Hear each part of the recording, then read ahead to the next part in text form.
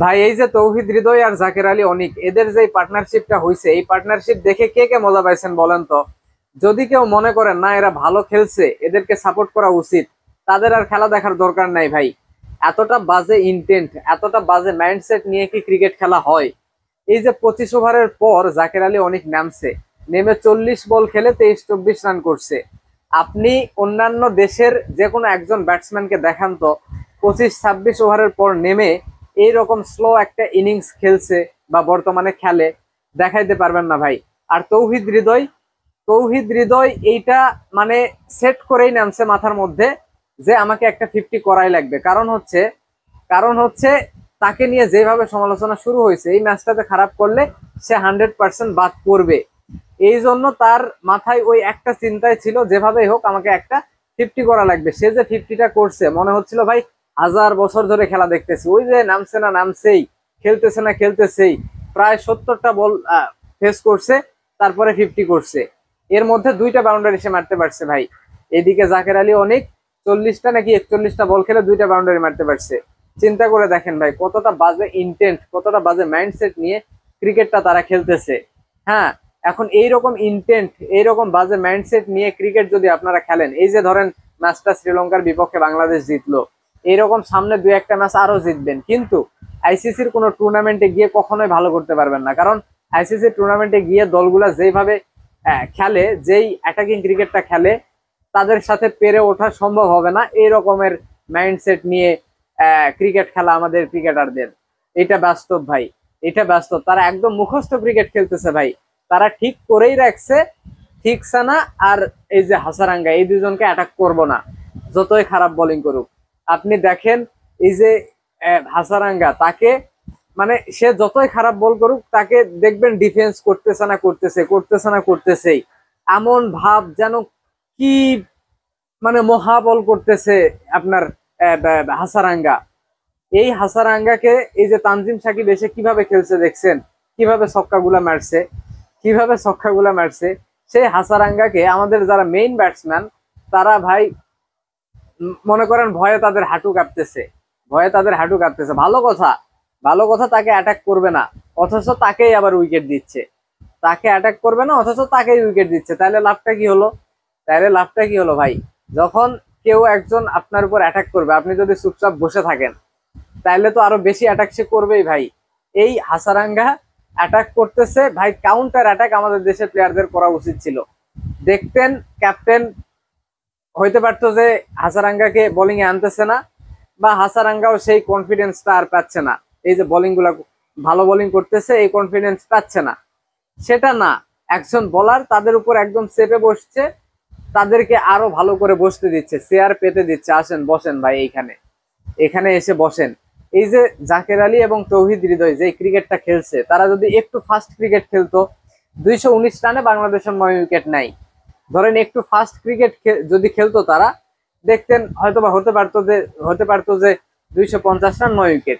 তখন তানজিম সাকিব এসে ওই রকম একটা ইনিংস খেলে দিলে দেখতেন 280-90 রান হয়ে গেছে, 280-90 রান হয়ে গেছে ভাই। সেটা কিন্তু হয়নি, সেটা কিন্তু হয়নি। কারণ এই যে মাঝখানে এই দুইজনের এত স্লো ব্যাটিং, এত ডট খেলা দেখতে দেখতে ভাই বিরক্ত লাগে। আপনি এই যে শামীম হোসেন পাটোয়ারির ইনিংসটা দেখেন, ছোট্ট একটা ইনিংস, কিন্তু দেখে মজা লাগছে ভাই। অ্যাটাকিং ক্রিকেটটা খেলছে, ব্যাট বল মারছে, ভালো বল ডিফেন্স করছে। হ্যাঁ, মেহেদি মিরাজও তাই ভাই। ওই যে মেহেদি মিরাজের খেলা আমার পছন্দ না, টুক টুক টুক টুক এসে ইনিংস মেরামত করে, ওই খেলা আমার পছন্দ না, ওই খেলা পছন্দ না।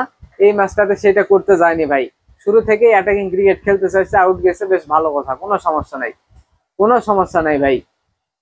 মানে বাংলাদেশের এমন কি যে হয়, উইকেট পড়লেই তাদের মানে ভাবটা এমন চলে আসে যে এখানে এখন আমাকে ইনিংস এখানে মেরামত করতে হবে, এখানে আমার ইঞ্জিনিয়ারিং করা লাগবে। আর এই ইঞ্জিনিয়ারিং করতে করতে বাংলাদেশের অবস্থা আজ এই অবস্থা ভাই, বাংলাদেশের অবস্থা আজ এই অবস্থা। বুঝছেন আপনি? এমন না যে এইখানে উইকেট খুবই খারাপ হয়ে গেছিল, খুবই খারাপ হয়ে গেছিল, এমন না। বাংলাদেশের ব্যাটসম্যানদের দোষেই তারা উইকেট হারাইছে।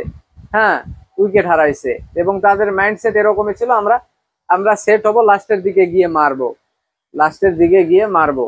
তার জন্যই রানটা হয়নি, তার জন্যই এত বল তারা ডট খাইছে, এত বল তারা ডট খাইছে। কিন্তু যেই প্ল্যানিং এ তারা ছিল সেটা করতে পারেনি, এটা কখনোই করতে পারে না যে আমি থাকবো উইকেটে সেট হবো আস্তে ধীরে খেলবো লাস্টে যাই একটা ব্লিস্টারিং ফিনিশিং দিব, এরকম প্ল্যান তারা করে কিন্তু কখনোই সাকসেস হয় না। আপনি শ্রীলঙ্কার খেলা দেখেন, শ্রীলঙ্কার এই যে কুশাল মেন্ডিস দেখছেন কি অ্যাটাকিং ক্রিকেট খেলছে, 22 বল না 20 বলে সে 50 করে ফেলছে, 50 করে ফেলছে ভাই। সে যদি একটা আজকে সেঞ্চুরি করতো তাহলে আর বাংলাদেশের ম্যাচ জেতা লাগতো না। লাস্টের আপনার ইয়ের দিকে তাকান, লিয়ান আগে কিভাবে ম্যাচটা ঘুরাই ফেলছে দেখছেন, একদম একটা হারা ম্যাচ, শ্রীলঙ্কার যেখানে চান্সই নাই সেই ম্যাচটা একদম এমন জায়গায় নিয়ে আসছে মনে হচ্ছিল যে শ্রীলঙ্কা ম্যাচ জিতেই গেল বুঝি। লাস্টে মুস্তাফিজের ওই দুর্দান্ত বোলিং এর কারণে আমরা ম্যাচটা জিততে পারছি ভাই। বাংলাদেশের এইরকম কোনো ক্রিকেটার আছে, এইরকম কোনো ক্রিকেটার আছে একটা ম্যাচকে এইভাবে শেষ পর্যন্ত নিয়ে যাইতে পারে? সেম অবস্থায় কিন্তু আমাদের ইয়েও ছিল, জাকের আলী অনেক প্রথম ম্যাচটাতে পারছে, পারে নাই ভাই, পারে নাই। জাকের আলী অনেক হয়তো বা একটা 50 করছে, 50 দেখে আপনারা খুশি হয়ে যাচ্ছেন, হ্যাঁ, কিন্তু তার আসলে মাইন্ডসেট এইটা ছিল না যে এই ম্যাচ জেতা সম্ভব, আমাকে জেতার মতো করে খেলতে হবে, এইটা ছিল না, এটা ছিল না। এইটা ছিল আমার এই যে লিয়ানাগের ভেতর, সে এই যে টুকুর টুকুর করতে করতে করতে করতে ম্যাচটাকে কোন জায়গায় নিয়ে গেছে দেখেন, কোন জায়গায় নিয়ে গেছে। তানজিম সাকিবের থেকে বাংলাদেশের এই যে জাকের আলীর শেখা উচিত, জাকির আলীর শেখা উচিত। তানজিম সাকিব কিভাবে এই যে মুস্তাফিজকে সাথে নিয়ে ব্যাটিং করছে দেখছেন, ওভারের পঞ্চম বলে গিয়ে সিঙ্গেল নিচ্ছে, ওভারের ষষ্ঠ বলে গিয়ে সিঙ্গেল নিচ্ছে, স্ট্রাইকে তানজিম সাকিব একা থাকার চেষ্টা করতেছে এবং ওভারের পঞ্চম ষষ্ঠ বলে সিঙ্গেল সে বেরো করতে পারতেছে, যেমনই হোক যেমনই হোক। আর অন্যদিকে জাকের আলী অনেকের সেদিন ব্যাটিংটা দেখছেন, সে ওভারের 2 নাম্বার বলে সিঙ্গেল নিয়ে তানভীরকে স্ট্রাইক দিচ্ছে, ওভারের 4 নাম্বার বলে সিঙ্গেল নিচ্ছে। মানে এই ব্যাটার গুলাক আমাদের তানভীর মুস্তাফিজ এই ব্যাটার গুলাক সে ওভারে 2-3টা করে বল খেলাইতেছে, যেটা তানজিম সাকিবের ভিতর আমরা দেখতে পারিনি। এবং তানজিম সাকিবের যে ব্যাট সুইং মারাত্মক লাগে ভাই, অসাধারণ ব্যাটিং করছে, দেখে মন শান্তি, মনে হয় যে না একজন ব্যাটসম্যান ওইখানে আছে উইকেটে ব্যাটিং করতেছে। যেমন আমাদের সাব্বিরকে দেখলে মনে হয় যে একজন ব্যাটসম্যান নামছে, ব্যাট সুইং অন্যরকম, ব্যাট সুইংই মনে আনন্দ দেয় ভাই, যে এটা ব্যাটে লাগবে, ব্যাট সুইং দেখে মনে হয় ব্যাটে লাগলে ছক্কা এটা। তো তানজিম সাকিবের মধ্যে ওই জিনিসটা আছে, খুব সুন্দর ব্যাট সুইং আছে তার মধ্যে। হাসারাঙ্গাকে ব্যাক টু ব্যাক 2টা ছক্কা মারছে, অসাধারণ ভাই, অসাধারণ। তো যাই হোক, তাও বাংলাদেশ ম্যাচ জিতছে, এতেই আমরা খুশি। তো খুশি হয়ে দীর্ঘমেয়াদী আমরা খুশি চাই ভাই, এই ধরনের ক্রিকেট, এই ধরনের মেন্টালিটি মাইন্ডসেট আমরা চাই না। এমন মেন্টালিটি মাইন্ডসেট তারা ঠিক করুক যাতে আমরা আইসিসি টুর্নামেন্টে গিয়ে ভালো করতে পারি। এই টুকুর টুকুর ক্রিকেট দিয়ে আসলে মানে হয় না, হয় না। কি এমন ব্যাটসম্যান তারা হয়ে গেল যে একটা সিঙ্গেল বের করতে পারে না ভাই, এত ডট খেলে কোনো টিম কখনোই খেলে না।